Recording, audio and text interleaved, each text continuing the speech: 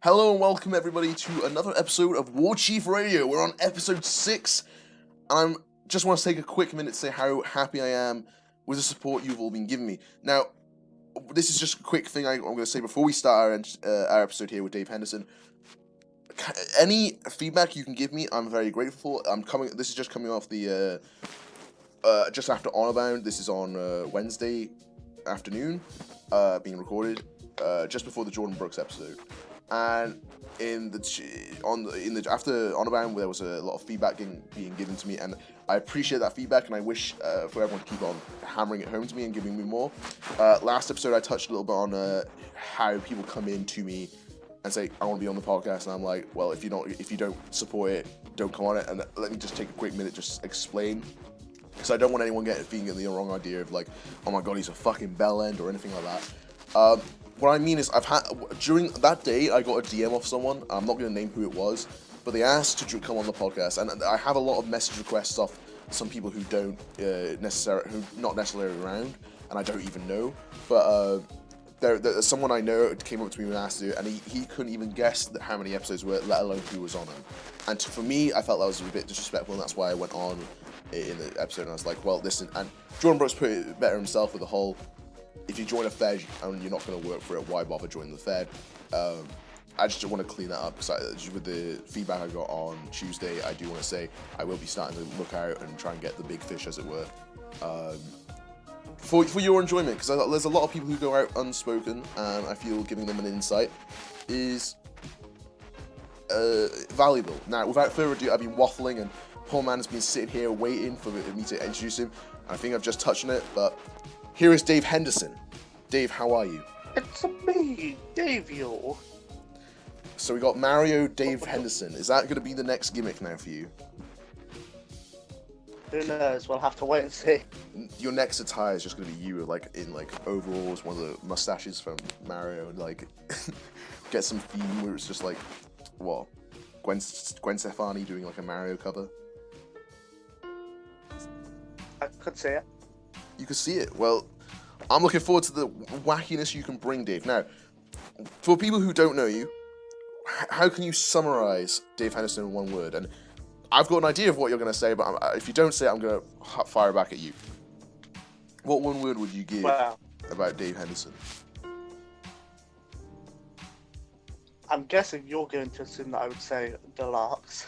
Oh, bang on, bang on. But if I'm being honest, the word would be mess. Oh, you're not a mess, Dave. No. You're Deluxe Dave Henderson. By the way, talking about Deluxe Dave Henderson, let's talk about how you got that gimmick. Now, the Deluxe gimmick, the whole word Deluxe, I symbolize now of you. If someone says Deluxe, I always think of Dave Henderson. And I think that's for a lot of people. How did you come by that?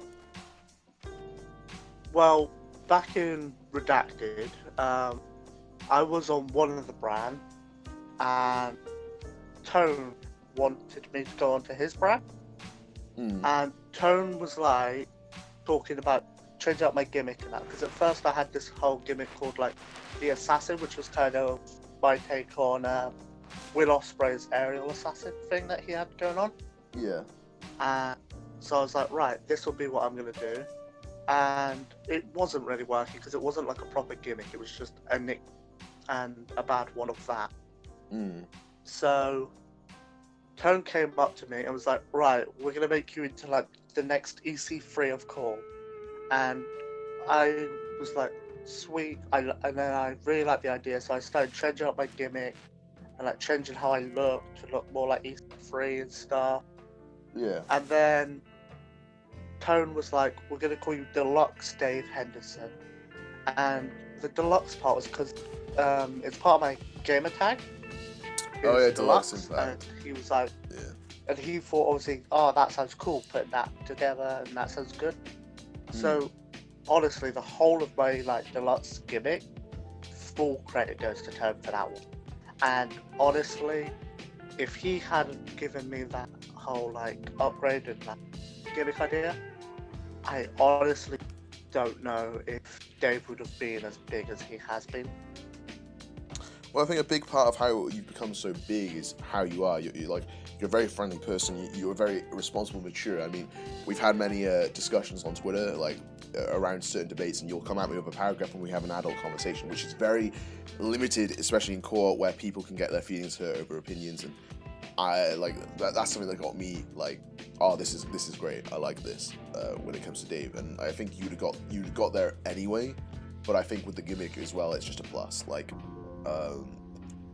I see the assassin, Dave Henderson. I think with the right workings, it'd work. But I think Tones really helped you find the gimmick, you know. And everyone has the gimmick. Like Matt Hardy, he wasn't doing so well before. Well, Matt Hardy is a bit of a special case in terms of all of his gimmicks were somewhat good, but the gimmick that made him was the broken gimmick, and I feel that was the same thing for you.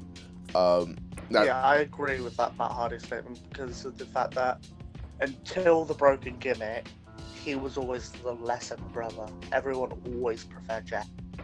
Yeah, well, it is what it is. I mean, sorry for the convoluted start. I've just thrown you into the deep end, really. We need to talk more about Dave Henderson now.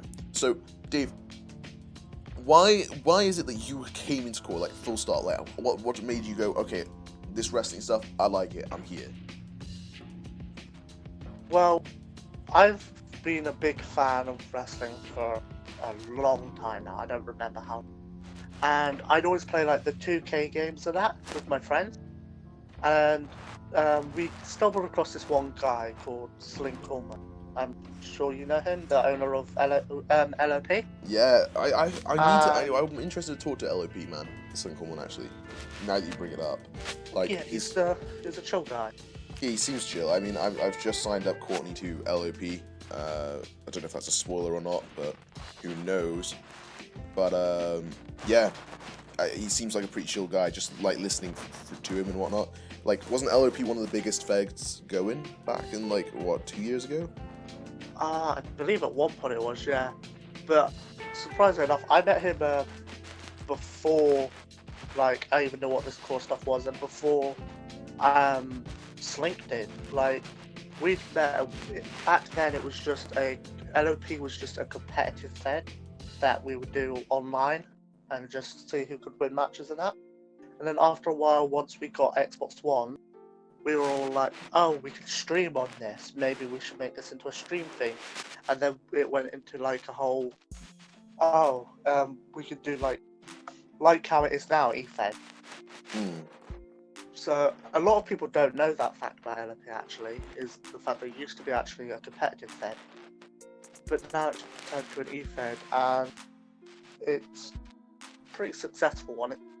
Nowadays it's not as big as it used to be, but I think that's due to like the breaks they've had and stuff. But it's still, I owe a lot of being here to Slink and LOP. Yeah, I mean, he listening to his commentary, he sounds like a chill guy. I think I don't know enough about it because I honestly, like, I came into the community a year and a half ago, really, maybe a little bit more than a year and a half now. But I like I touched on in the Bill Dern episode, I came in here through Twitch with Bill, and knowing anyone else was just ludicrous to me. I had no idea about anyone else is what they were doing, so I don't know, it kind of worked out. So you came in through a comp fed, right, with LOP? You came in through that to the eFed world. Yeah, I came from just becoming friends with Slink and then joining his competitive fed, and then one thing led to another, and now I'm here.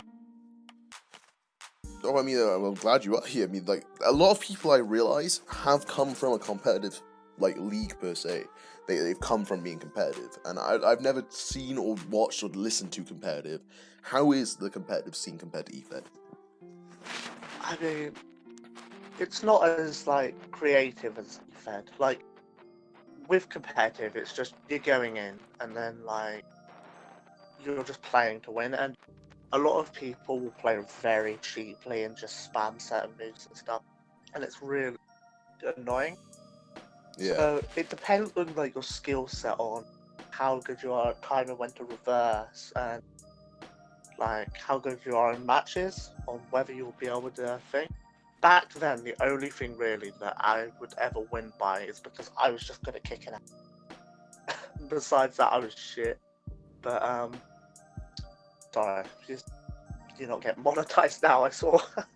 I don't get monetized anyway. I'm not even a partner. Like, don't worry about swearing. Oh yeah. Fair enough. But yeah.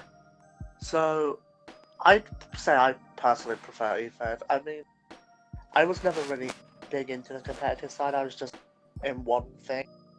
But I'd say eFed you could be more creative and stuff. Yeah, I guess. Same goes for Sim. You can be more creative in Sim as well. Yeah, I mean that's all true. You can definitely be a lot. You can definitely be a lot more creative, and I think the creative avenues is. I think creatively, Sim you can create your own matches, and I feel like you're gonna touch a little bit on the eFed versus Sim debate, so get ready, Dave.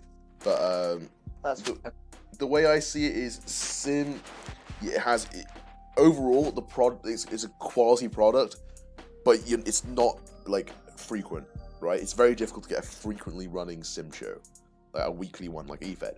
In my eyes, I feel eFed's a little bit more difficult. It's difficult in its own way. I mean, it's difficult to orchestrate your own match and make a good one and get the commentary done for all that. But I feel it's difficult for eFed as well, because making a storyline debating on whether or not the AI does what you want is very difficult.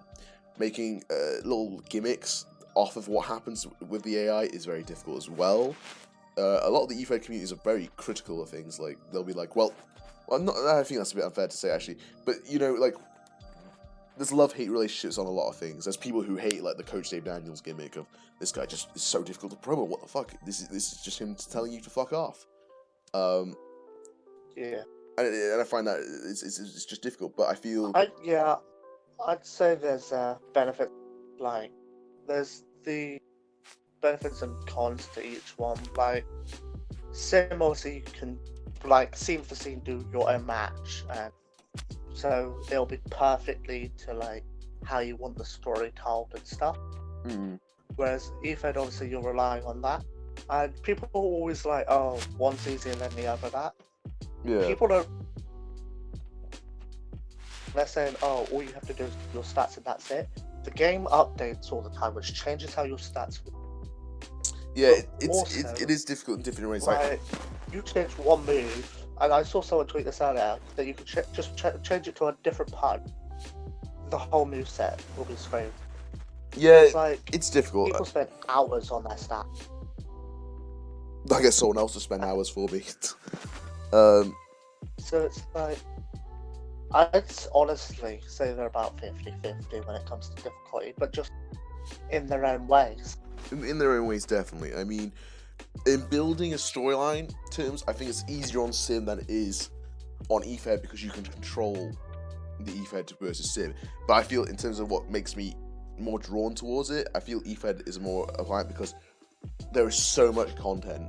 There is like, it's a weekly show, you're sticking with it. It's like, for me, memory-wise, it'll be difficult for me to remember everything that goes on in like Sim. Like, oh, I've got to remember something that's happened 6 months ago. Yeah. And I feel that's a bit difficult. But you yourself is doing a bit of Sim, right? So how's that coming along for you? I mean, I'm not very good at simming in general, so I've not really had many bookings and stuff, but I've been enjoying it. Like, I can do stuff that obviously I can't do in eFed, like do my matches how I want them to go, because we all know my core can be a bit temperamental, wanting to win matches. So, like, kind of giving myself the whole jobber gimmick that I just say I'm a jobber all the time, because I'm fine with it. Like, over the years, I know a lot of people get annoyed and they start raging over the losses and that. I've just, like, I'm fine with it. I've kind of accepted it, to be honest, because even though I lose, I tend to win big matches. So, like, I've won a lot of titles despite how many matches I've won. Oh, yeah. So, Yeah, I agree. in Sim, I can just get more matches out that are like how I want them, and I don't have to worry about winning or losing because I'm fine either way. It's just I can do little things that I wouldn't be able to do otherwise. But yeah, despite not having much booking in that done, I'd say I'm having fun with it. I've got some certain stuff coming out soon. Like, um, I've only got one match coming out in a minute that I'm hoping that soon.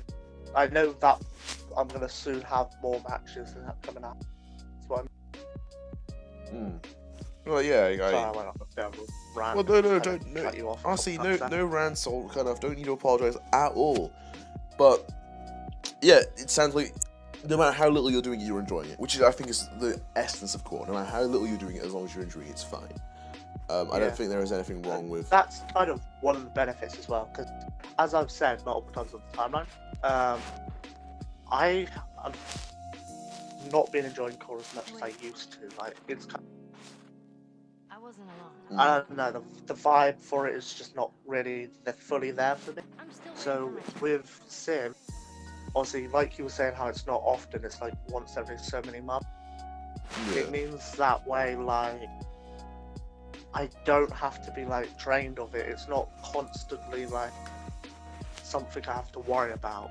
Yeah. It's just every so often once I have a match, which is another reason why I'm glad I'm not in like 50 companies for Sim. Yeah, I agree. I think like limiting how much you're in it and like giving yourself breaks is much needed. I think a lot of cases it's very difficult for a lot of things. I don't know. It's a bit weird. I think EFED and Sim, yes, it's not as frequent, but I think if you look at simmers, and I can't say this because I'm not like I can't say this and back it up with any facts, but it's just a general observation. I feel they're happier than EFEDers. I think they're just generally happier. Hey, wait. Yeah, I mean, Because they're not. I kind of noticed that with quite a few of them. They do seem to be happier. Because I don't know what it is. Like, honestly, I can't really give a precise reason what it is.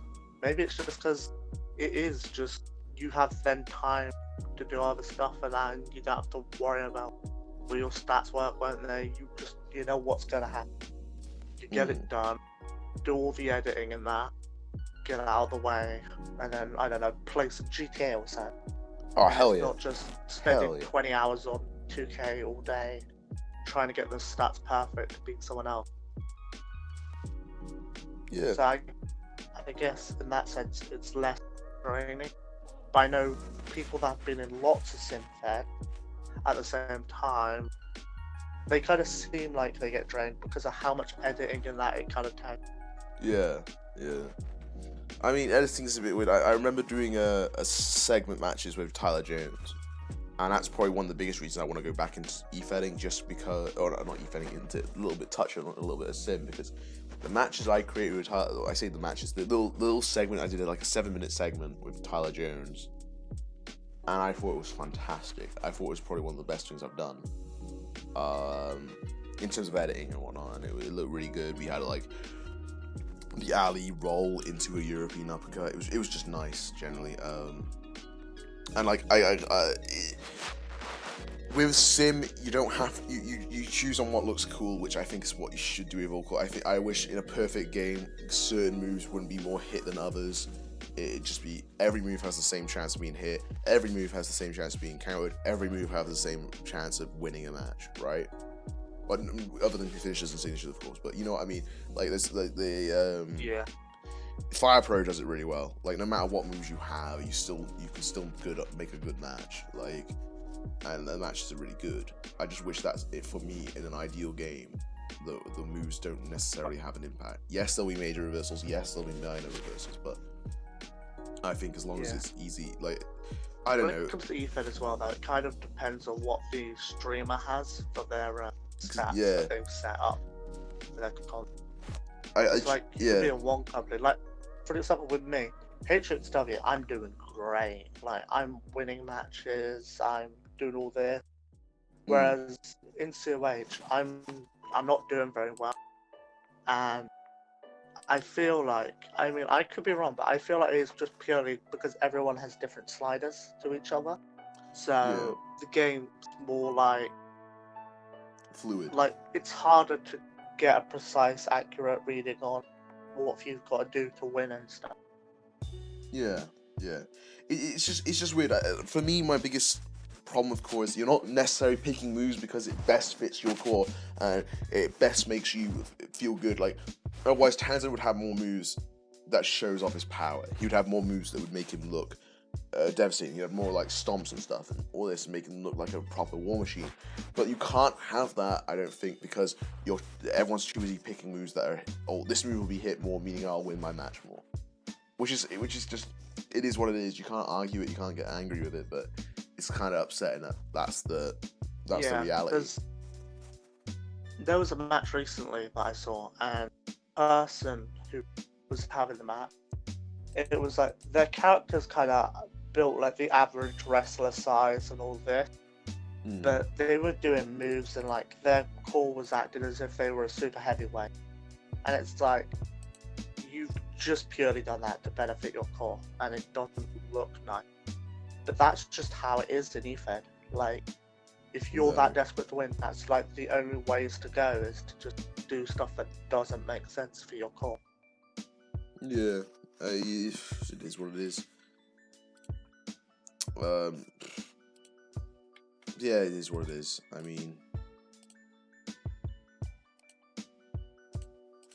mean, you see it.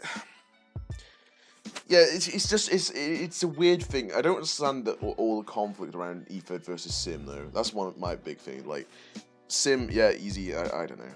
EFED, it's difficult. It's more analytical. I think EFED is more mathematical in the sense that you choose stuff that works. Some things fit, some things don't. Whereas Sim's more creative. I think personally.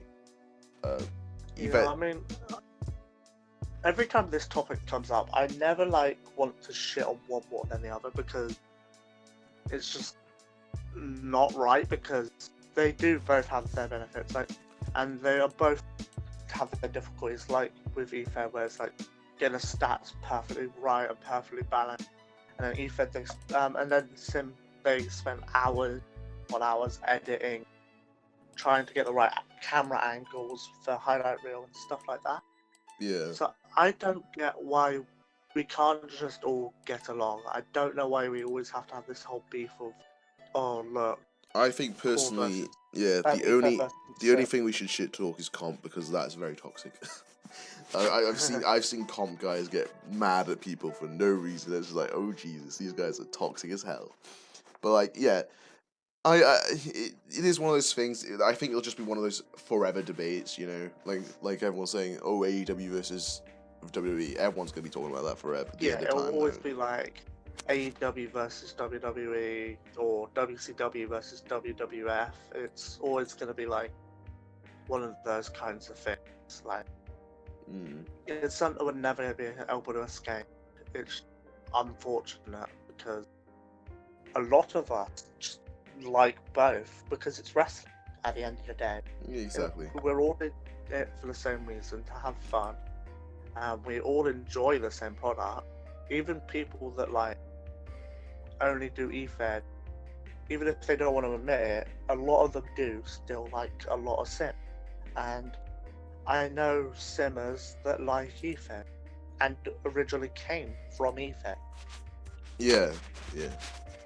It's just weird in my opinion. I think personally, what's gonna have to happen in my eyes, I think certain things are just gonna have to tone down a bit. I think there's I think everyone's just passionate about it. So when everyone's passionate, arguments happen. I think that's with everything, you know. Yeah, it's just passion, like you said. Like people want theirs to be the better one because it's just more of a they're so passionate about how much work they put in that they feel like theirs needs to be showcased. Theirs needs to be better, and, appreciated more. Yeah, I think people just see it. I get. Yeah. Sorry to keep on cutting you off, but what I mean is I think people see it as I'm better than this person because look at me. My product is better than if I'm doing Sim and Sim's better than EFED, that means I'm better than any EFED star. I think that's their mentality around it. I think that's why people go around with 500 followers thinking they're better than everyone else. I don't even know why $500 came into it, but I think it's just a way for people to feel superior than everyone else. Like, my work's better than this person's because my work's better than this person's work because I've worked harder than them, or my product's better than theirs. And if you look at it, it's just I'm better. You know, I think that's just a way people get away with some shit. You know, I think people just are like that. Yeah, I get it. It makes people feel superior better by downgrading other people. You see it in real life as well with how people are. I mean, it is what it like is. With the whole, like, for example, rapper scene. Like, it's always like Nicki Minaj versus Cardi B or all of this. You saw it recently with Doja Cat and Nicki Minaj. Obviously, you might not get this because I'm guessing you probably don't keep up with like Nicki. I do not get this. But like on Twitter, like people were like all trying to get Nicki and Doja to like have beef before their whole collab that they had by saying some stuff. I don't remember what the topic was of what. I think they were saying Doja had said something or something. And they were doing a whole Doja is over party because of some beef with Nicki. It's like she's openly said that she likes Nicki, so I don't get what this was. But it's literally, it's just the mentality of people wanting their favourite singer to be the greatest. Yeah. That's the analogy I have for Ethan versus Sim, to be honest. Yeah, I think it's superiority complex where it's like if I'm on this side and this side's better than that side, I'm better than someone on that side. You know, like if you look at the H3 YouTube drama, right? And you see like H3 versus Keemstar, and you see Keemstar fans versus H3 fans. It's like, don't degrade H3 because that makes me less than a Keemstar fan. I know, it's just weird. It was a weird like superiority complex mentality. It's just, I get it. Because with that one, you don't want to admit your own faults because both sides in that did a lot of wrong. Like H3 by like doing what he did risked another ad apocalypse where it meant YouTubers wouldn't get ads again and could lose sponsorships and all this. Whereas Keem, Keem's Keem. I think we all know what Keem's like. He's not a very nice person. Yeah, I mean, it's weird. When I saw it, I was like, okay, but bear in mind, I'd watched the Death of H3 video like way 2 months beforehand, sort of thing, and I don't know, I've developed an opinion on H3 even like from the leafy stuff, right? I didn't really like the sense that he felt like he gave off the very capitalistic approach where he would capitalize on anyone's situations, right? And it felt like he would sacrifice his own morals to make money and to make clout off certain events. Keem, I think the items video he had put him into shape. Like, I think he was a fucking asshole. Now I feel he's an asshole but with good intentions, personally. And I feel like when he gets attacked, he'll attack back, and that's what made it like super shitty.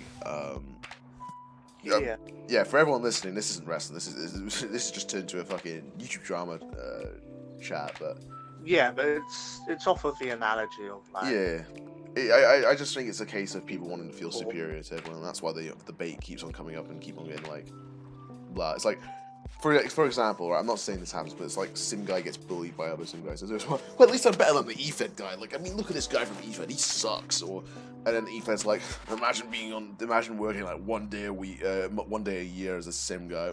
Laughable. I don't understand. Like, I think that's something to do with that, and it's like, I don't know. It's weird. I think people just need to feel they're better. That we'll never get to the bottom of. Because I think, it's always going. I think everyone wants to feel that they're in the best. They're the best, per se. And being in the best out of EFED or Sim, being like, EFED's the best because Sim people can hack you or something like that. So you paint it as yours is the best, so you can be like, oh, I'm so great, look at me.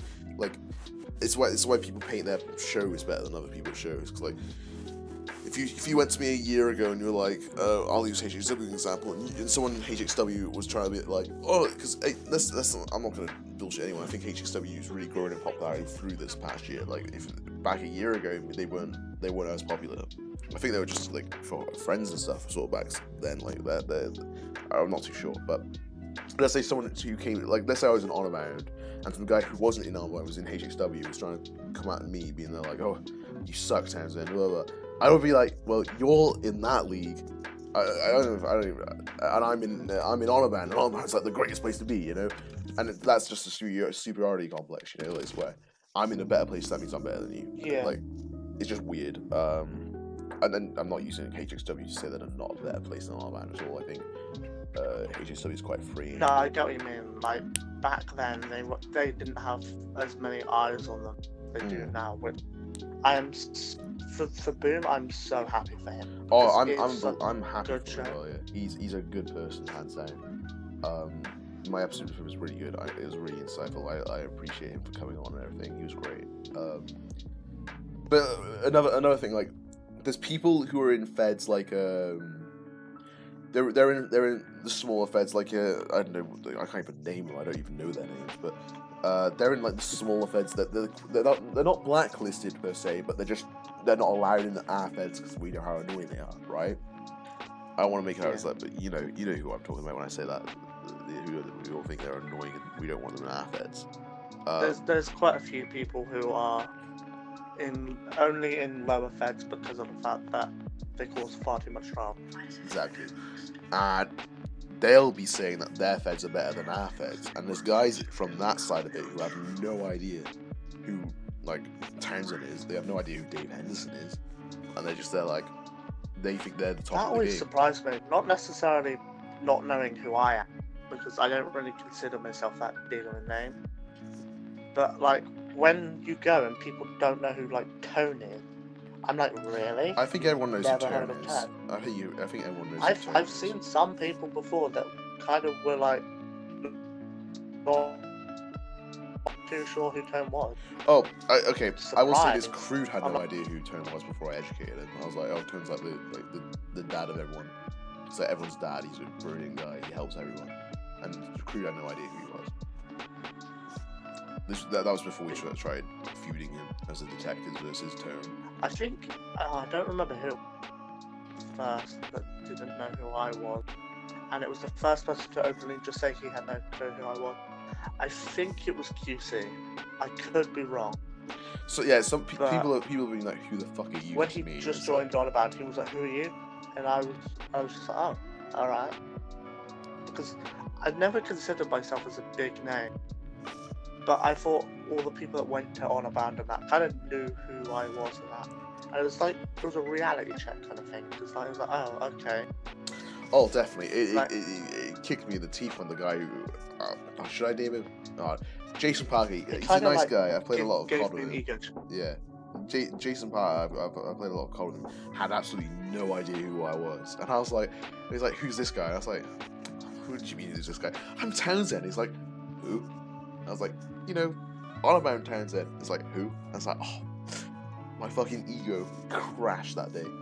Honestly, it Yeah, was, because you kind of think, oh, everyone watches Honor Bound. well, everyone has an Everyone idea, watches or COH. not who watches it. Everyone has an idea of who's on it and whatnot. Well, yeah, yeah, that's what I mean.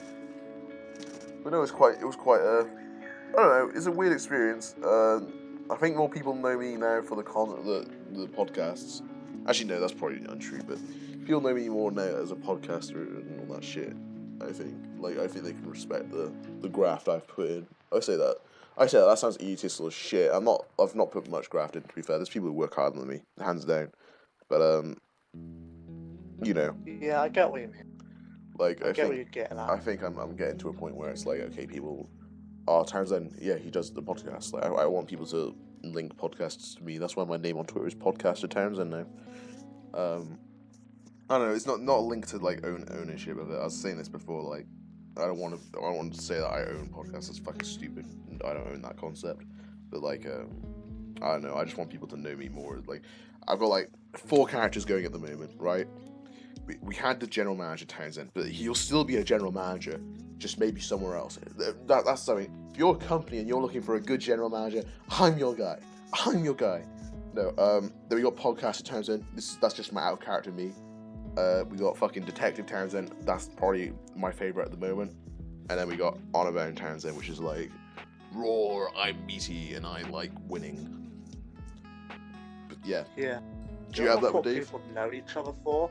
Like, every time I speak to someone new, I always think, like, I always have to clear my name with them. Like, I always try and clear my name, like, and not like this massive dick that I come across as on the timeline. Because I always think everyone's going to see all this drama I've been in. Everyone's going to think I'm such a bad person. I'm such, like, just an idiot and that. So I always, like, try and clarify myself. And so many people have been like, oh, no, I never thought that. I'm like, really? Yeah, Like, I never thought that. I always thought I came off, like, such a...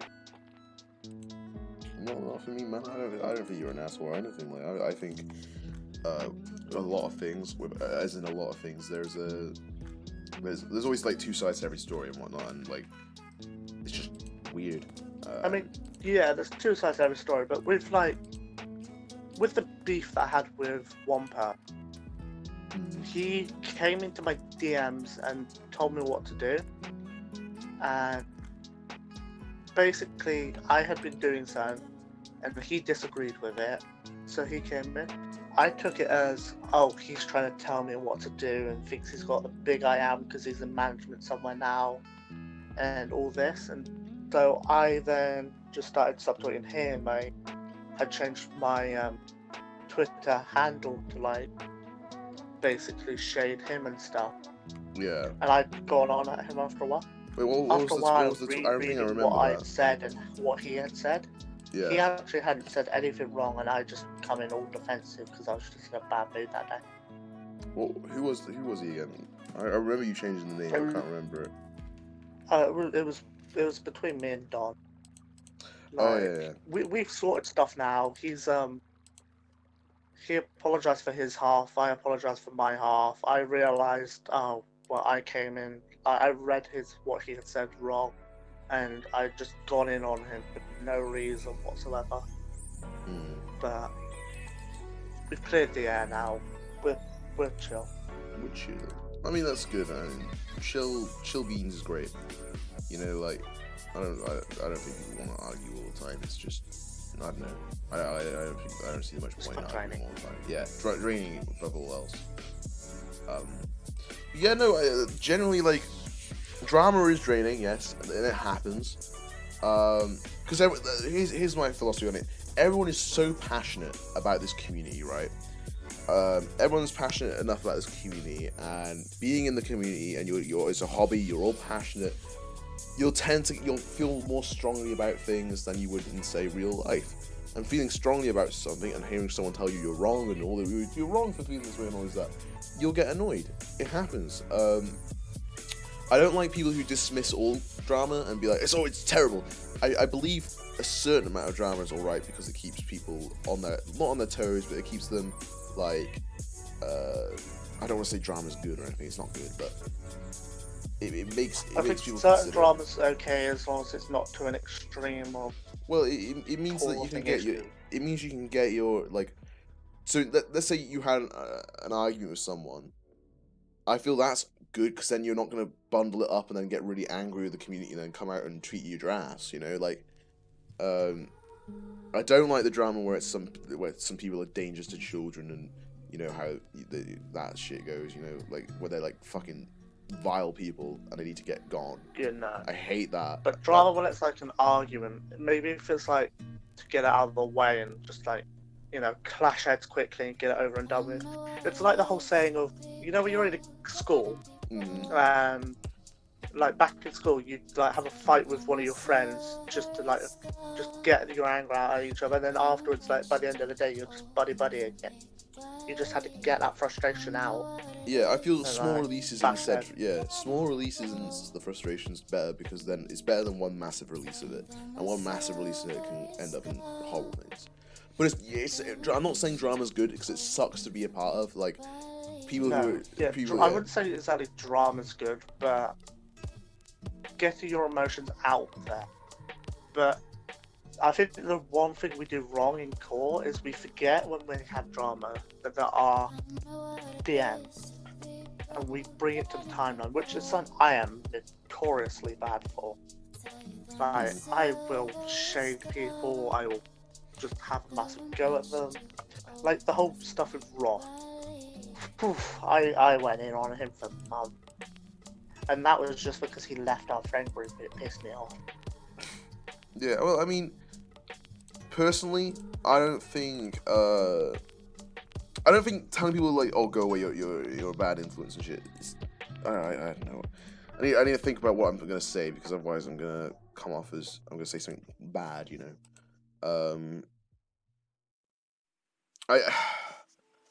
It's just weird, I think, is the way I'd say it. Like, it's weird. Subtweeting, I think, is fine. I don't think... Yes, it's a bit irresponsible to air your grievances to everyone, but, like, there's some days you just want to get it off you, you know? Like, I don't want to talk about it, so it's off me now and it's on this other thing. And it's like why people go to confess in churches, you know?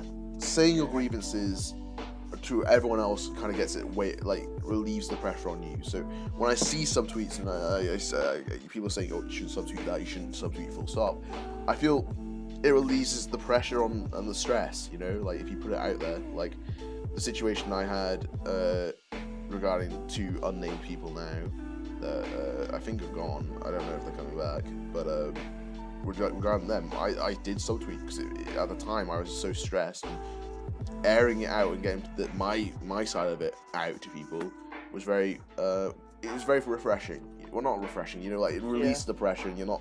Sometimes subtweeting, like, if you don't know who to go to talk about what's going on in that... I don't know. I don't know, it's just weird. Don't know where... Dave, you there?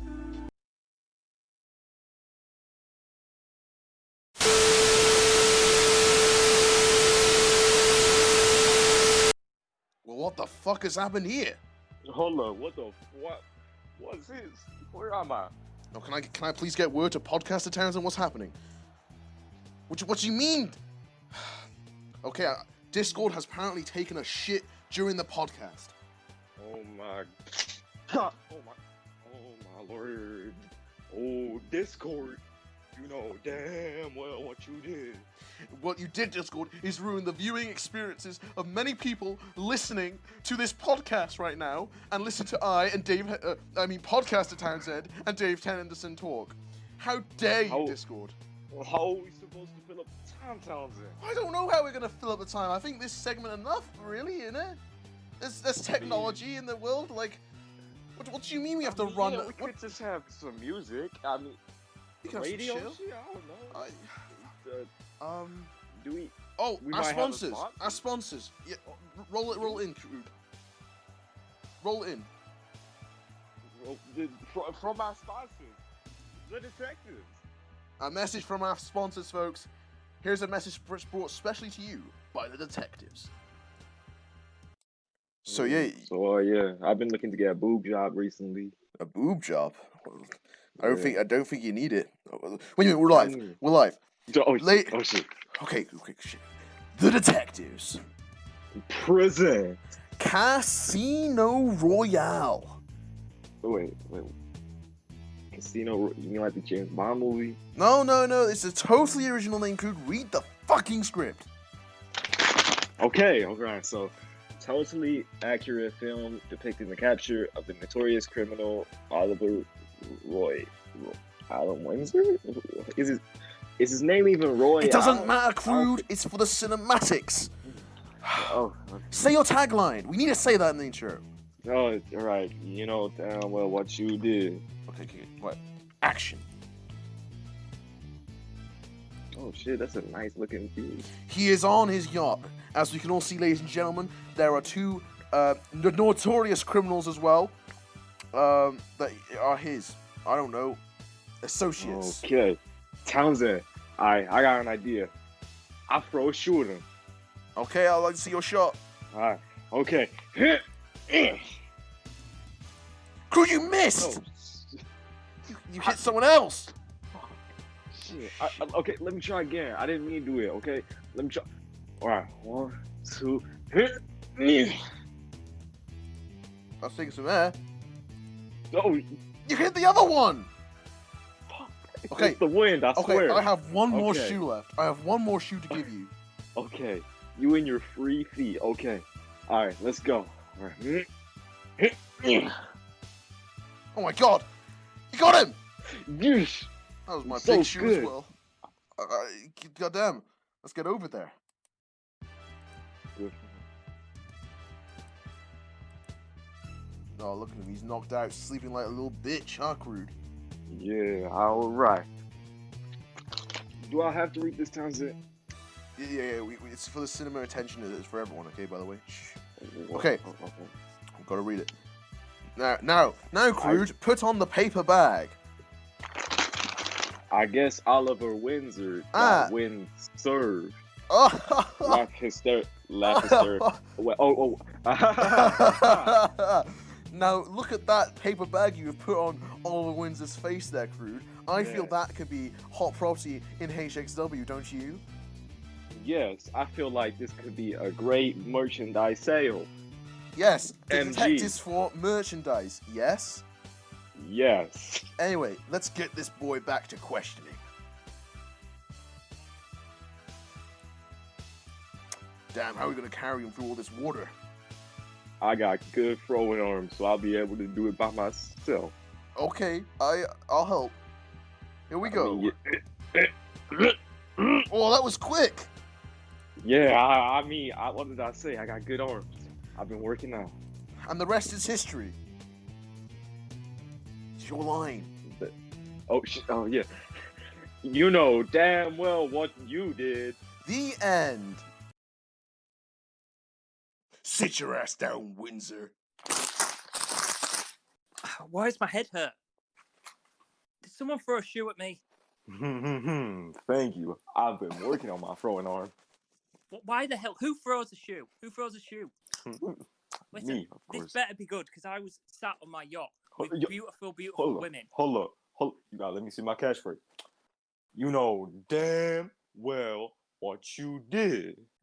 No, I don't. I just know you buffoons swam to my yacht, literally swam to my yacht and disrupted me and then threw a shoe at me and now you've dragged me here.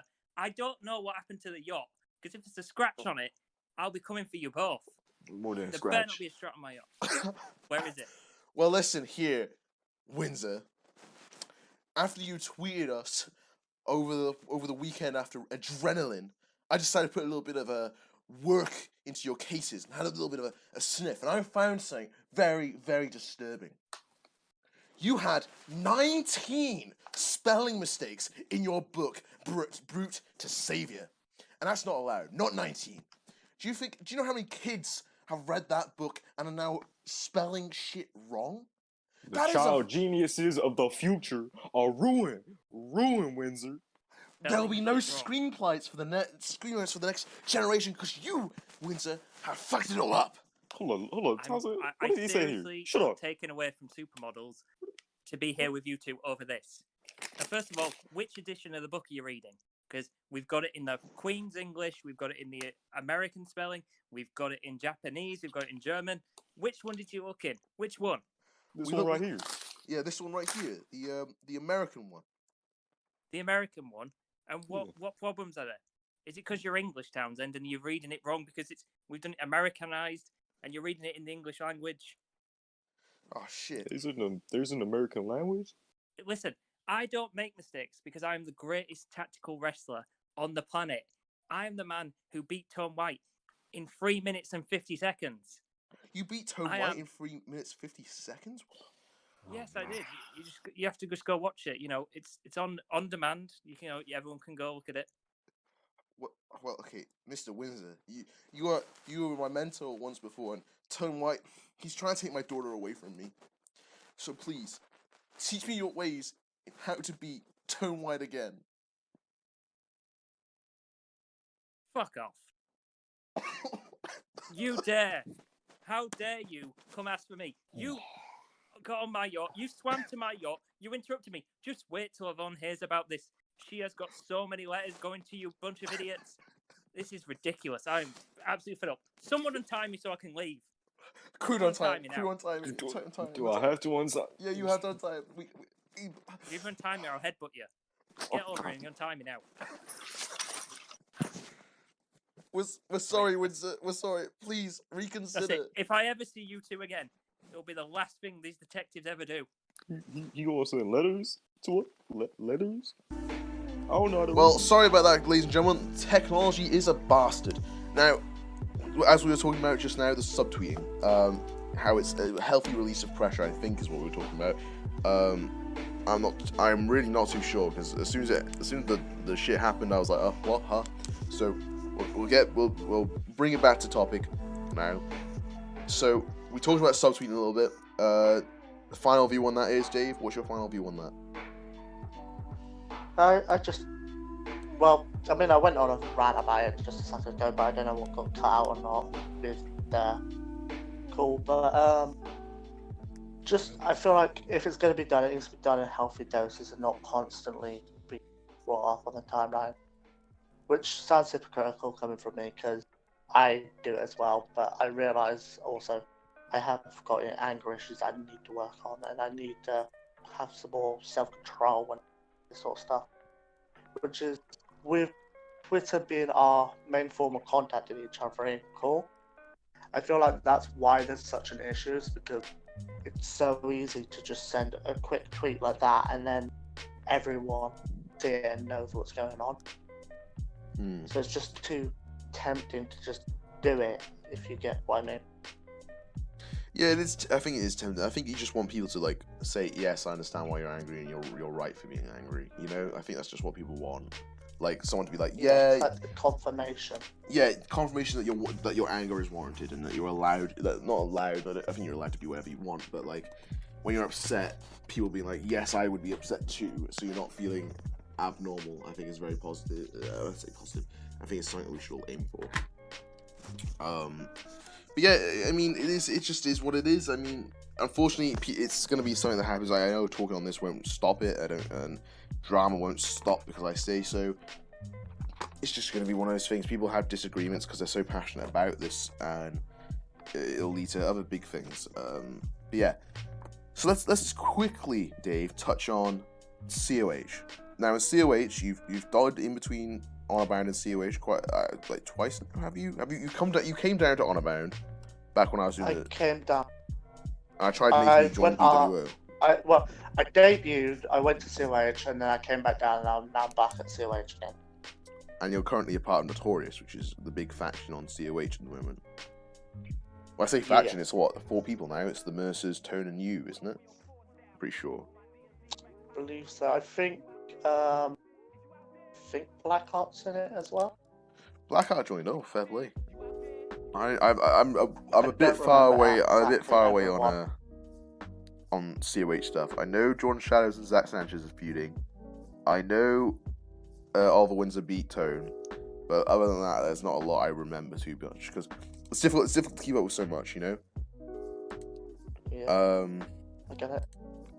And plus, the one you're going to be paying more attention to is Honor Bound because that's where you're at. Exactly. Yeah. I mean, So you want to remember more stuff that's happening on the show you're on, because to you, it's the show that you need to concentrate on more, so that you can help put content out and that. Yeah. Yeah. I mean, that's fair, I guess. Yeah, that's fair. I mean, but yeah, what is it about COH you'd like to touch on? Talk about like how we need to talk about how you joined Notorious. How did you join Notorious? Well, obviously, I went down to Honor Bound, and then I needed a break from Core. So like, I took a break and I left Honor Bound to that, and then I came back to all these other places, but I wasn't sure about going back to COA. Because when I was like asked about going to Honor Bound, it bruised my ego. Like, I've said to people before, it bruised my ego because I was like, oh, okay. Because I was one of the first people to be one of the ones that went down. Yeah. So like, the prospect of going back down, it kind of got to me. But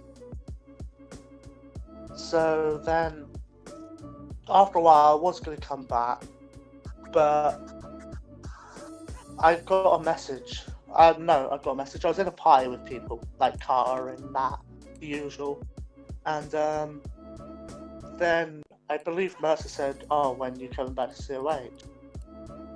or something like that, or when are you gonna join Notorious, something like that. And then I said I'd come back, but I'm not gonna come back to Notorious. So no, I'm not gonna come back to Honorband. And then he went, all right, so when are you joining Notorious? And then after a while, it clocked. So it's like, oh, so I'll be going back to main roster. So that's kind of how it happened. But like, because like, even though Bruce Bacon, there was no like bad blood there or anything, because like, I knew why they were doing it. Because like, I know promo, and because of like, I just get really anxious when I'm promoting and that, and I stutter and stuff like that. So it really like, it's hard for me to promo. So then that's obviously they wanted me to go down there and like, you know, improve myself. And it's not like I was winning matches anyway. Like I lost a lot. And so I did. And then that's when I stopped doing the whole suits and that. I put on a leather jacket and changed my gimmick up a bit, which was also to do with the fact that there was someone there that had a similar style gimmick to what I had. Yeah. And I didn't hate the guy, I didn't like how similar the gimmick was. Yeah. And it kind of got under my skin, and I didn't really want to work with him. But you wouldn't be the only one. You're not the only one. There was a lot of people that didn't want to necessarily, you know. That was another reason why I kind of didn't want to go down fully. Like, I was kind of iffy on doing it. So I kind of wanted to stay away from him. And I knew if I had the whole suits and all that, it was going to happen quicker. So I thought, if I do this leather jacket and I do all this look, then it will be longer duration before the inevitable happens. Yeah. But yeah, so then when I was in there, Mercer had said, right, so when you join Notorious, and I was like, okay, sweet, I'll join.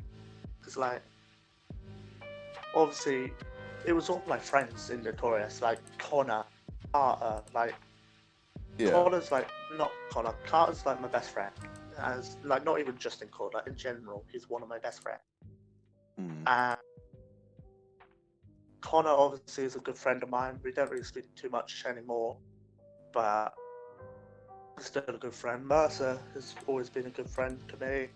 At first, funny story, when I first joined, like, Honorbound and Core, I was intimidated with Mercer. So even when we first became in the friend group and, like, I would be in parties with him and that, I was still intimidated by him. But after getting to know him, because actually he is a sound guy. He's a really nice speaker. He listens to you. Yeah, like he comes across as quite intimidating and that, but he is actually a really nice guy to speak. And so yeah, because everyone like that was in there, I was like, right, I'm in. Like, I get to do something with my friends, then perfect. Yeah. But yeah, that's kind of how that happened. Well, I mean, it happened and you got in there, and then at the moment, Notorious is probably one of the biggest factions to ever touch COH, if I'm right in thinking that. I feel it's one of the biggest things to happen to COH. Like, it's been like the big story, and it's been something everyone's been focusing on for a very long time. So, yeah, I mean, I'm glad you're a part of it. You're doing really well. You're currently like you're with Tone now more so than the Mercers, aren't you? Currently, I mean, obviously, yeah, we're all still one faction, but yeah, I've kind of been doing more stuff with Tone at the minute. Yeah, I don't know if they were hinting. I don't know if they're hinting towards it at all, but I don't know if they were hinting like to split off into like NWO Hollywood and NWO Wolfpack, where it was like there'd be two sides, and then I was thinking like maybe the Mercers running one side and then Tone and you running the other, and I thought that was what they're building up to. If they are building up to it, I've just spoiled their fucking storyline plans. I'm very sorry, but that's just, like, I've not been told anything. That's just my genuine, like, thought on what's happening. The way I just see it, I'm like, oh, it feels like they're building towards that, which would be great because if you think about it, Tone White and Leah Mercer is always a great storyline. I don't know if they want to redo it though.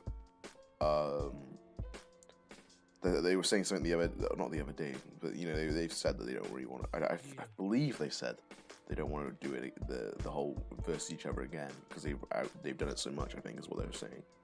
I'm not too sure. I can't put words into their mouths. They've always had their like rivalries against each other. So then they did that one match.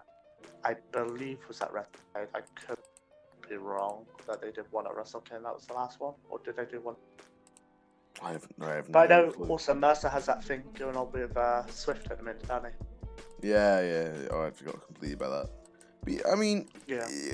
I think it's going. I don't obviously know everything that's going on there because, I mean, I'm not part of creative. So, but even if I did, I'm not like gonna go around telling stories. But yeah, I don't know what's going on for the additional parts. But we'll have to wait and see what happens. Yeah, exactly. You gotta wait and see. Just play the cards right and just watch. I mean, you can't be predicting what's happening yet, and I hope everyone's enjoying what they're seeing. Personally, because I mean, it's a good show. I'm enjoying being a part of it. Yeah, it's a good show, and I'm enjoying watching it more than anything.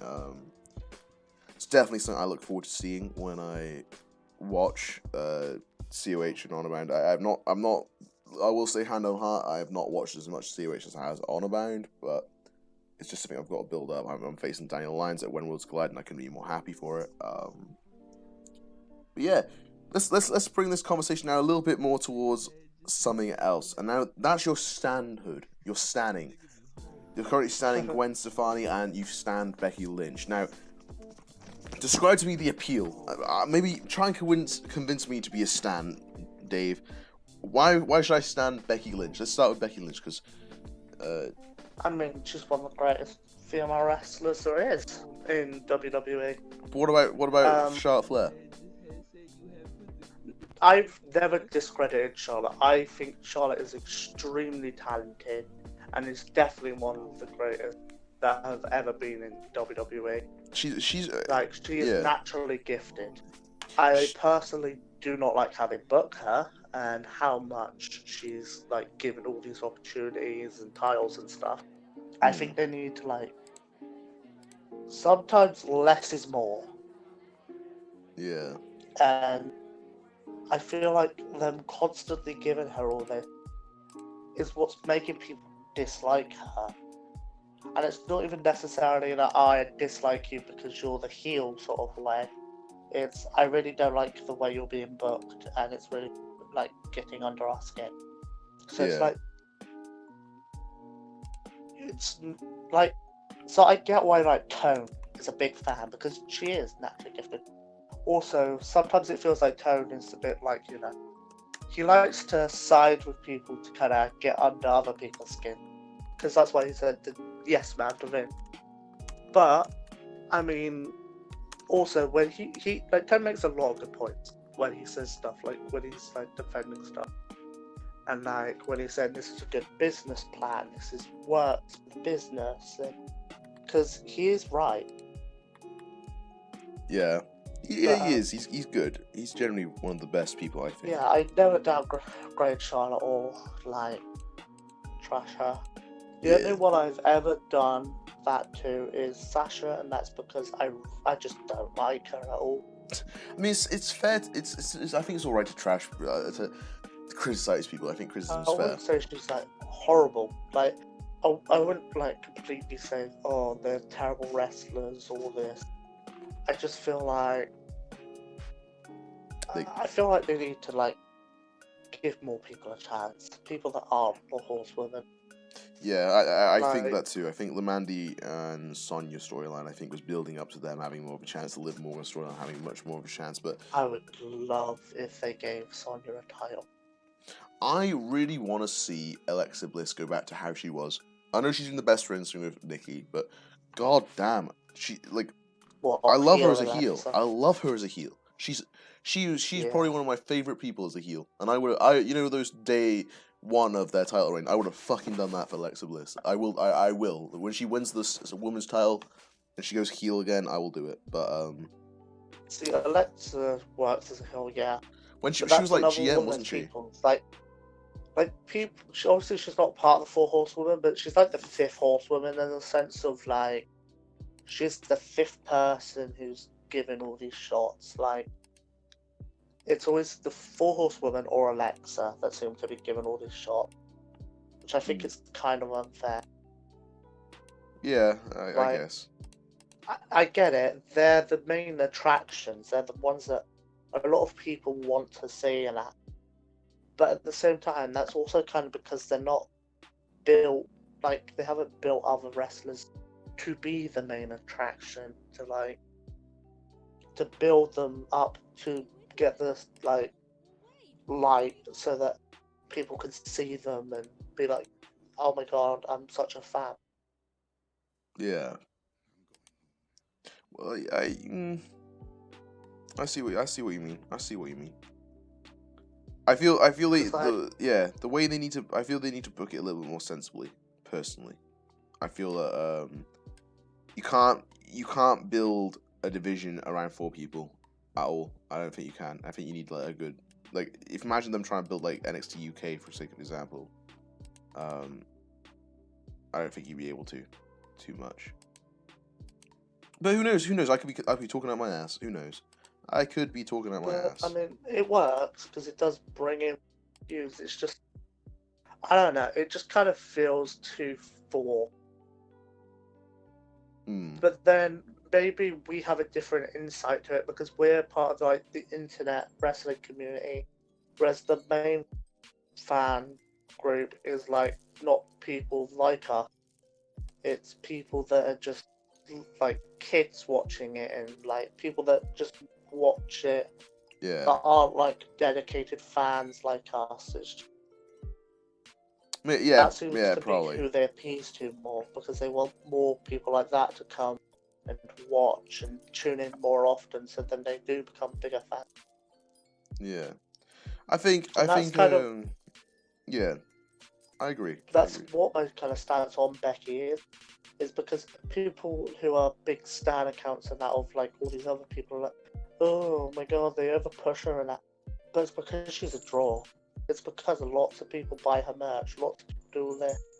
So it's like, we're the vocal minority, whereas all these people that go to the shows and that and just watch it on their TV every so often and don't go on the internet about it all the time, they're the silent majority.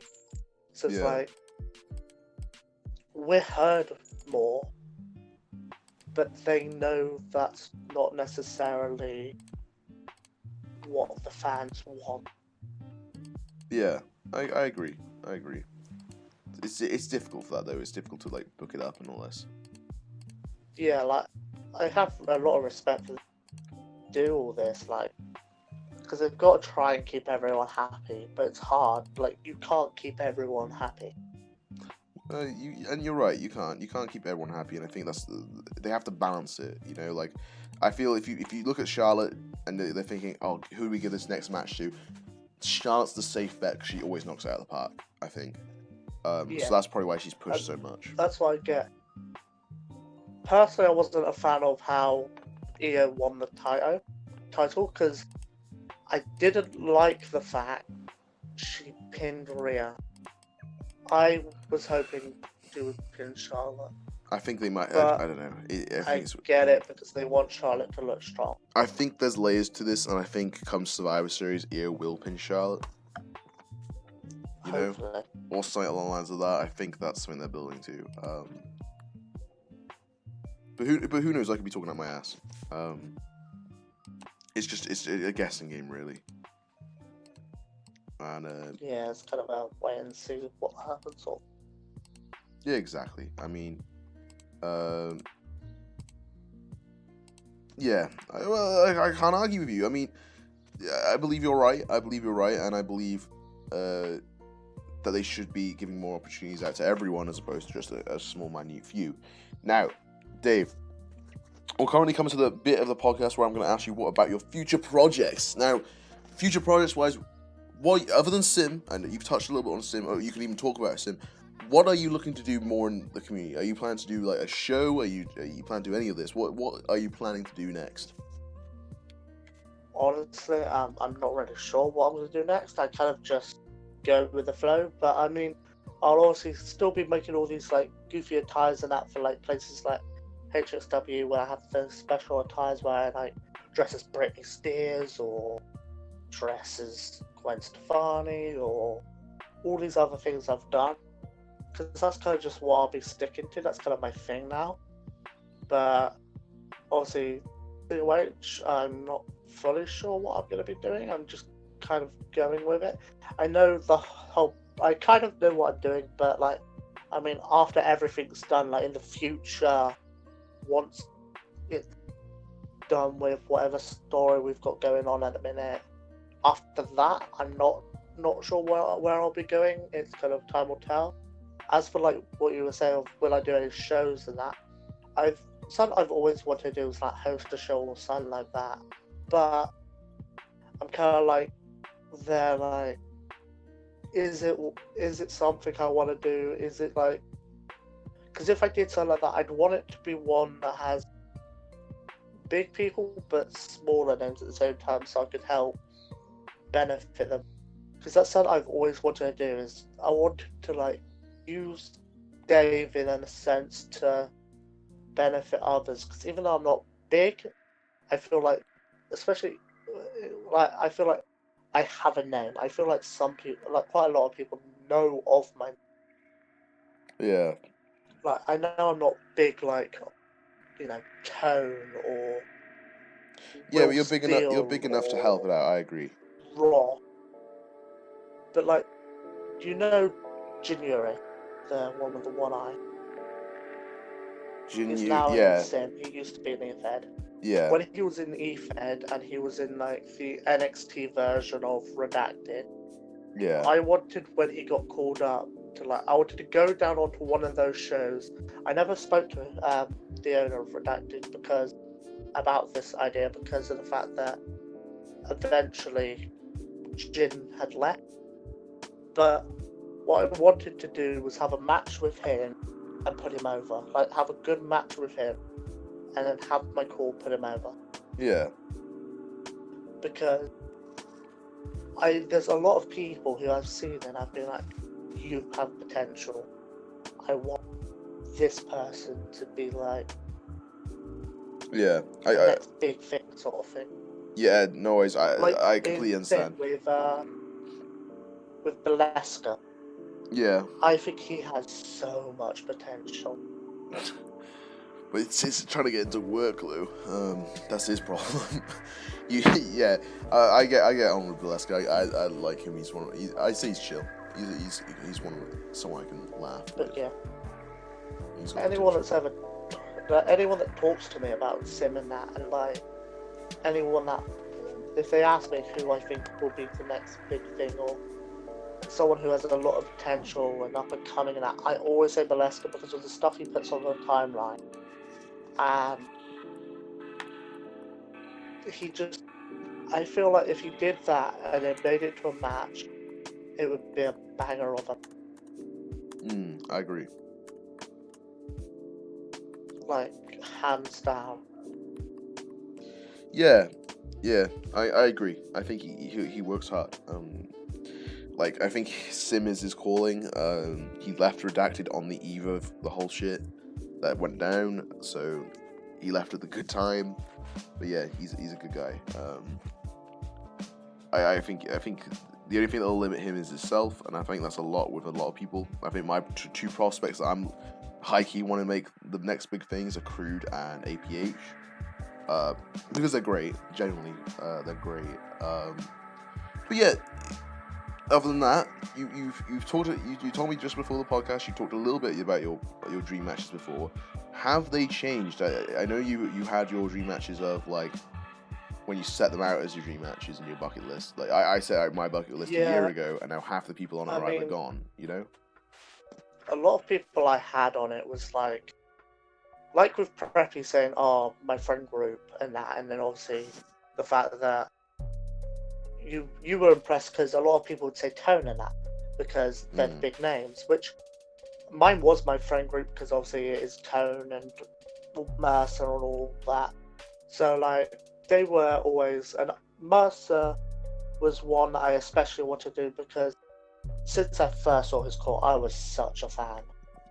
Yeah. So like, even just becoming his friend, it was like, yo, I'm friends with a guy I used to be a massive fanboy of his core. So it's great. Yeah. Now it became to a point where I'd done all these matches with people I wanted, especially in EFED. Connor I faced in Sim. Carter I faced in Sim, so they were good. AJ Storm or slash CJ Winters. Yeah. Adam. Yeah. He's someone I've done a match with, but I would love to do another one. These are all good Who matchups right else now. is there? I mean, but dream matches that I have now, EFED I'm pretty much done. So it's basically just sim matches at this point. And it would be Will Still, because it's Will. Antonio Baleska, because I think he has so much potential. JT, Yeah. because with friends and like we've on and off spoke about like having a match sometime, and it's a match I'd like. Besides that, I don't really know. I mean, maybe Rock. How about guys like let me not to piggyback and make you choose your dream matches, but what about guys like in EFED more so focused, like Adam Richards? I mean, yeah, I wouldn't mind facing Adam Richards. I wouldn't necessarily say it's a dream match, but I think it depends because, like, obviously I'm not that into core as much anymore, so I don't really. So like, I pay attention, but I don't really communicate to many people. So it's many people like communicate to them become like dream matches for me at this point. All right, yeah. So like dream matches But- are because like you like them and you wanna do something with your friend. I'm guessing. Yeah, kind of like that. But like, I wouldn't mind doing a match with Richards. That's definitely what I'd like to do a match with. Yeah, I mean, there's like in this dream. I understand that. Because there has been people I've been like, I really want to face this person, but then something happens and said person no longer is in core and Yeah. stuff like that. So it's like that. I don't know, it changes a lot. The dream matches. Yeah, I agree. It's just a weird thing. It changes constantly, and I think personally, like there's stuff to win, and there's stuff to lose, and with everyone, I think the matches you've given me, they sound really good. I can't really complain. I mean, they sound good enough to me. Now, the way we normally end off a show, and this is normally this follows the dream matches, is the Mount Rushmores. Now, for you, Dave, we're gonna mix it up because we last episode we done last episode you haven't heard yet. We did like Mount Rushmore SmackDown, Mount Rushmore Raw. But we're gonna go a little bit more in depth for you. I think we're gonna get some good answers. Now, for women's wrestling in core, who's your Mount Rushmore for the 4 people that you think have really revolutionized the way women are looked at in core? In Sim, like I'll do both EFED and Sim in one thing, but like one person in Sim I'd say is Jin. Yeah, I've heard nothing but good things about Jin. Yeah. In EFED, I'd say Lexi. Yeah. Because as her matches alone, but also like what she does behind the scenes to like help people as well. So Um, two more.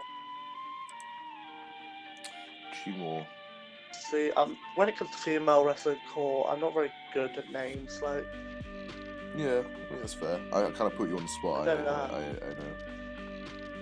know. I mean, you did warn me beforehand that you were gonna do it, but I don't know. Like, I'm not very good with names. Like, Well, how about I spitball some names, and you can choose from the names. Bear in mind, I won't know much of sim names, but I'll give you some EFED names. Jada Storm, Andrea, Nicole Hell Sanchez, Tora Troy. oh yeah, definitely no. I don't actually know how I even forgot about name. Yeah, she would definitely be on there. For like the same reasons as like as Lexi. same reasons as Lexi. Like she's helped being like management places and stuff like that, but also you got Amber like, Reed. that's why. Amber Reed, Zoe Zombie. I said Jada. God, it is difficult. But I can understand that now. You got Sarah Psycho. You got Sarah Troy. You've got Courtney. I'm just naming women now. Yeah, I mean, COH-wise, I'd put Zoe on there. So that would be 4 then. But... So Zoe, Nay, Lexi, and Jin. I mean, yeah. I think that's fair. There's definitely names though. Like, I feel bad to people that are watching this and like, what about me? But I mean, there are definitely more people that deserve to be on there, but it's really hard to choose. I think really everyone that's played a names to woman. people. I think everyone that's played a woman has done a role in trying to make women's wrestling significant. For me, I think Eddie Reed has done quite a lot because I don't know how much if it's his choice, but in his Fed LGF, to me it feels like they have as much women's matches as they do men's matches, which I think is pretty good. And it helps generally them. Like I think that's very positive for him. Sorry to put you on sorry to put you on the spot with the women's question. I was just thinking we talked about Becky Lynch and Charlotte Flair and whatnot. So how about the most influential woman in real life then? In real life women's wrestling, who do you think are the 4 to revolutionize that? The 4 females would be, for me personally, obviously I'm going to put Becky because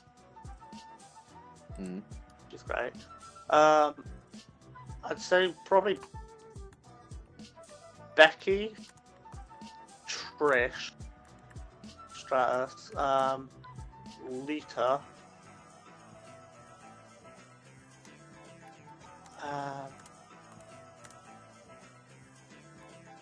maybe Mae Young. So Trish Stratus, Lita, Becky Lynch, and Mae Young. Yeah, because also there's also time for like other people to become more on names than that and like help. Like Charlotte would be on there for some people, but obviously my bias is gonna go towards Becky being on there. Which is completely fair. You're allowed to have that bias.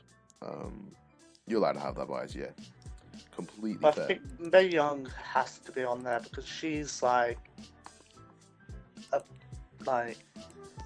very known name and people always think of her and she has the Mae Young Classic, stuff like that. Yeah. Trish and Lita, like Trish is like, when you think of like people like Stacy Keibler and Tori Wilson and people that you think of like Trish as well. And then Lita has got like more of the like a different style to them, and like the rivalry between Trish and Lita as well is just an iconic rivalry that has helped. I personally feel like has helped shape female wrestling. Yeah, completely Not agree. necessarily just to like diva stands and all that, but like to the average viewer that back in the day they'd classes like quote unquote piss match or something, so they'd like go and take a piss break. But yeah, Trish and Lita really, I feel, help put it on the map. Or actually, Mm. bonus one that I just thought of that I feel bad for forgetting, China. Yeah, I was thinking China, like the first ever woman, I think the only woman to win a men's title. I thought that was pretty good.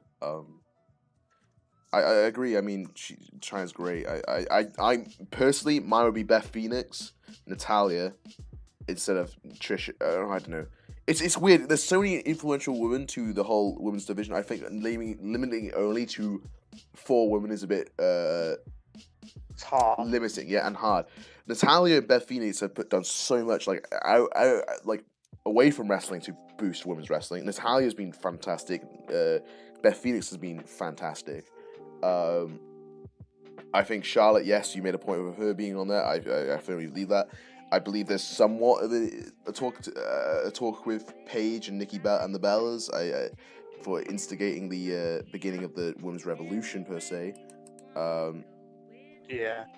But yeah, I Or mean, like, she's not actually won a title, but Tamina, she's always like kind of been there and like, she's very, I think she's underrated, but she's Yeah. always kind of had a prominent role. And she's like had a role with like helping Jimmy and Jey Uso at like in the beginnings of like their kind of career, yeah, stuff like that. It's just, and she was there for like AJ Lee's like title reign.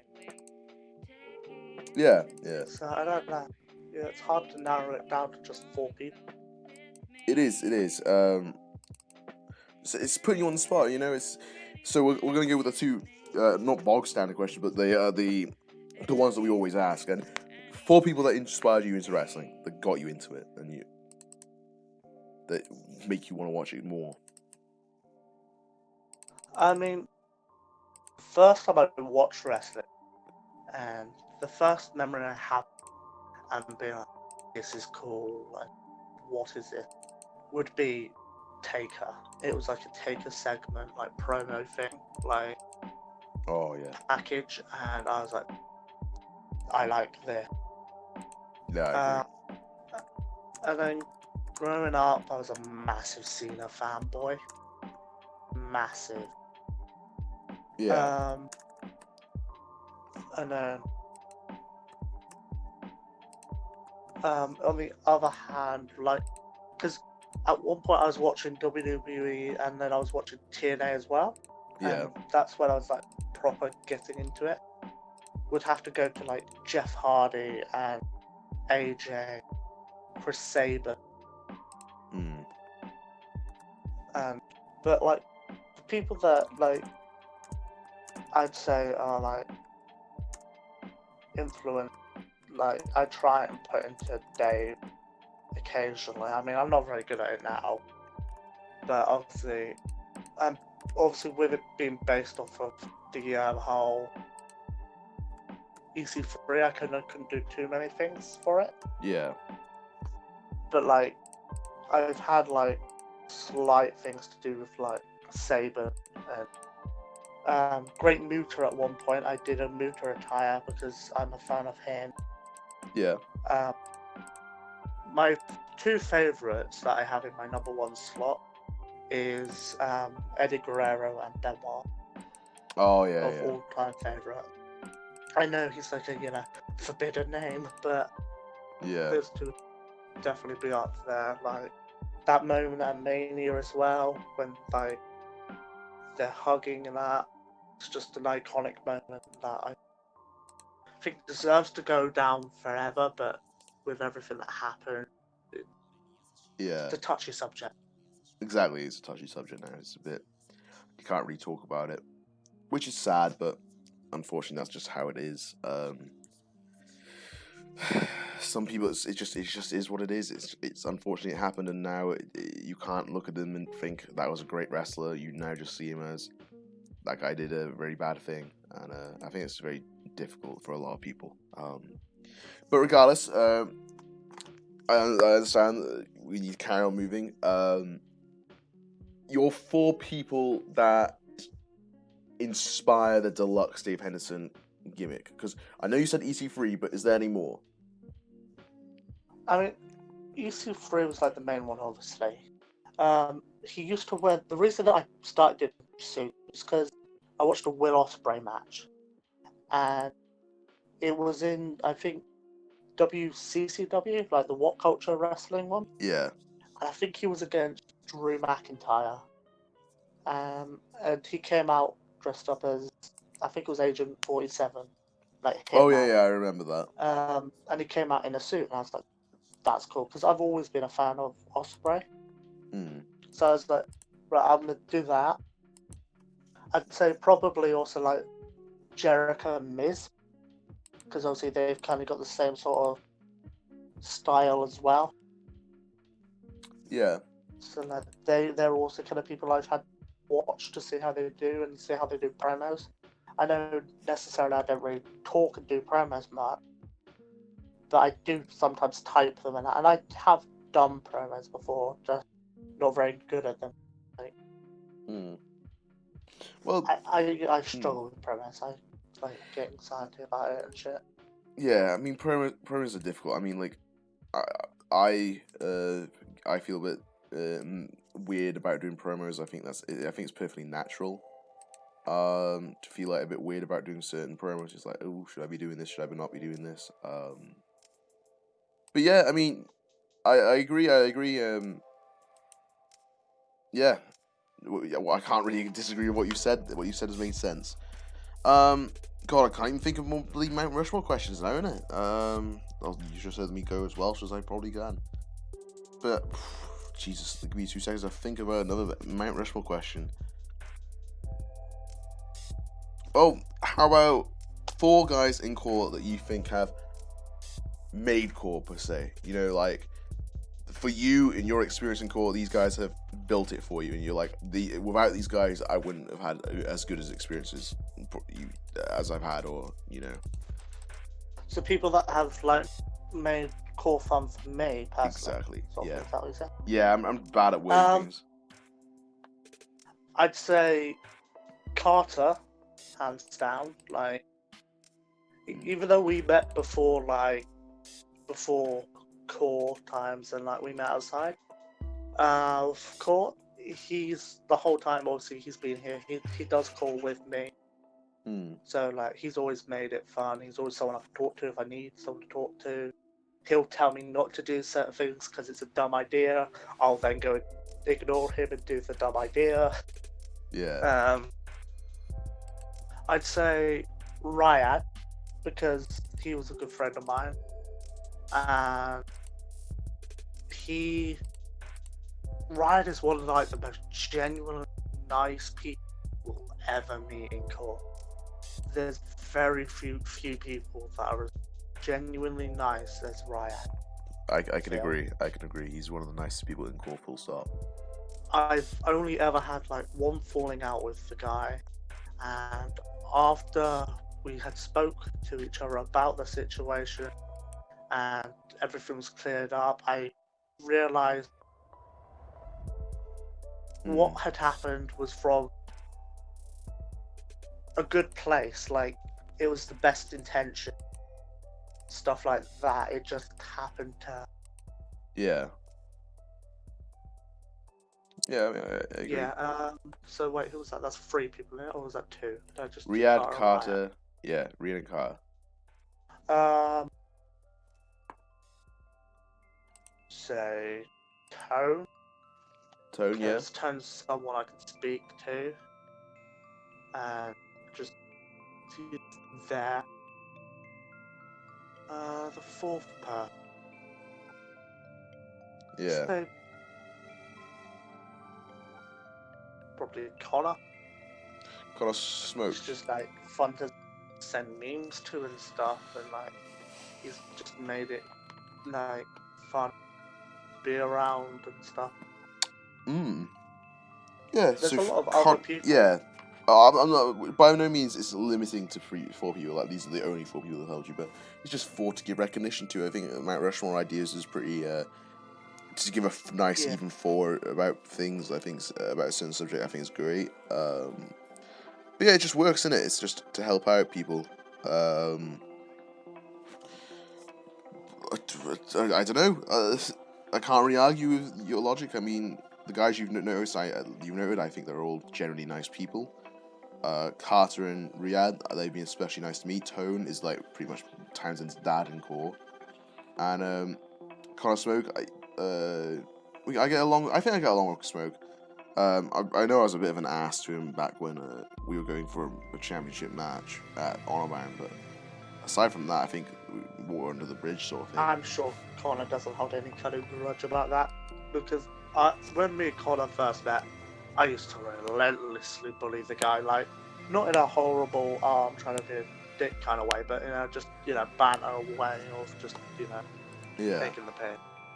But he always knew it, and that he'd get mad and, like, leave party every so often because I'd be so relentless, but we're still really good friends. Well, yeah, I mean, I don't know what else. I can't really argue with you what you've done. Send this. Any last final remarks, Dave? Any last final remarks? Don't know. Stan Becky Lynch. Stan Becky Lynch. Go listen to Gwen Stefani. So go listen to Gwen Stefani and Stan Becky Lynch. Thank you ever so much for coming on today, Dave. It's meant a lot that you've come on to my show. So yeah, thank you ever so much for coming on. To everyone watching, thank you for listening. I need to think of a goodbye saying catchphrase, but for now I'll just say good night, or good morning, or fucking good afternoon. This is going on too long and it's now awkward. But yeah, see everyone. Thank you for coming on. Ta-da.